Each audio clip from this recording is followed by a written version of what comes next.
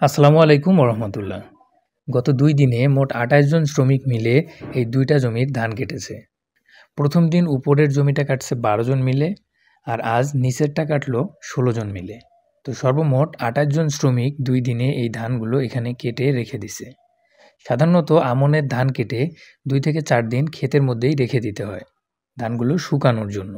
আমরা শ্রমিকদের সাথে কথা বলেছি যে এই ধানগুলো অর্থাৎ এই ২টা জমি মিলে ১৬০ শতক জমির ধান কাটা এবং বাসায় নিয়ে যাওয়া তারা কত টাকা নেবে।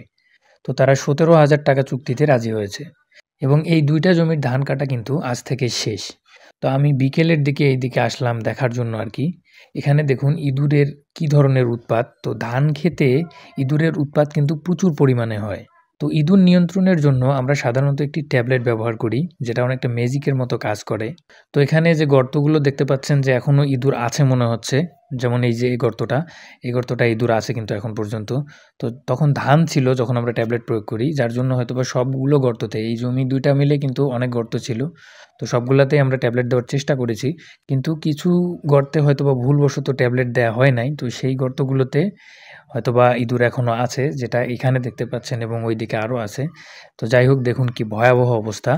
তো বন্ধুরা, ৪ দিন পর যখন ধানগুলো বাসায় নিয়ে যাওয়া হচ্ছিল, তখন আমি লক্ষ্য করলাম প্রচুর পরিমাণ ধান জমিতে পড়ে গেছে এবং এই মহিলাগুলোকে যে দেখতে পাচ্ছেন তারা সবাই কিন্তু এখানে পড়ে যাওয়া ধান কুড়াচ্ছে।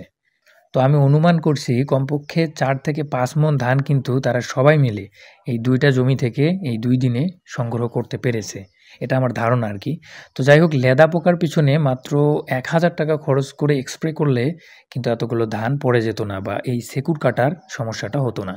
তো ধানগুলো যখন বাসায় নিয়ে ঢিবি করে রাখা হচ্ছিল, ওই মুহূর্তে আমি ছিলাম না, যার জন্য পাশের আরেকটা ঢিবি থেকে আমি আপনাদের দেখানোর চেষ্টা করছি এই ফুটেজটার মাধ্যমে। আপনারা দেখুন যে আপনাদের যে পরিমাণ ধান হবে বা আপনাদের যে পরিমাণ আটি আছে, এই আটিগুলো একটা অনুমান করে আপনারা সেইভাবে গোল করে নিয়ে বা চারকোনা করে আপনারা আটিগুলোকে প্রথমে সুন্দরভাবে বিছিয়ে দিয়ে ধীরে ধীরে একটার উপর একটা দিয়ে কিন্তু ধানসহ ধানের এই খড়কে ১৫-২০ দিন কিংবা ১ মাসের জন্য কিংবা তারও অধিক সময়ের জন্য আপনি এভাবে সংরক্ষণ করে রাখতে পারেন। তো আমরা আমাদের এই ২টা জমির ধান এই ২টা ঢিবিতে সংরক্ষণ করেছি। এর পেছনে কারণ হচ্ছে আমাদের আরও কিছু ধান আসবে। তো আলাদা আলাদাভাবে প্রতিদিন মাড়াই না করে একসাথে সব জমির ধান যখন আসবে তখন আমরা একসাথেই মাড়াই করব ইনশাআল্লাহ। তো এজন্যই এই ধানগুলো এখানে এভাবে রেখে দেওয়া। পাশাপাশি এই সময় ধান কাটার যে শ্রমিক আছে তারা সবাই কিন্তু ধান কাটা নিয়েই অনেক ব্যস্ত থাকে। কারণ একই সাথে সবার ধান কাটা শুরু হয়ে যায়। তো কয়েকদিন পরে এই চাপটা যখন কমে যাবে তখন কাজের সুবিধার পাশাপাশি শ্রমিকের খরচও কিন্তু কিছুটা সেভ হবে। তো আলহামদুলিল্লাহ বন্ধুরা, এবছর আমনের প্রথম ধান আমাদের বাসায় আসলো। ২টা জমির ধান মিলে কিন্তু এখানে ২টা ঢিবি। এখানে ১ একর ৬০ শতক জমি, আমি আগে বলেছি আবারও বললাম, ১ একর ৬০ শতক জমি ১৭,০০০ টাকায় কাটা এবং নিয়ে এসে এই ঢিবি করে রাখা পর্যন্ত কিন্তু ১৭,০০০ টাকা। তো এখান থেকে আমরা শুধু ৫ থেকে ৬ মণ ধান মাড়াই করে নিয়েছি নিজেদের খাওয়ার জন্য, সিদ্ধ করতে আর কি।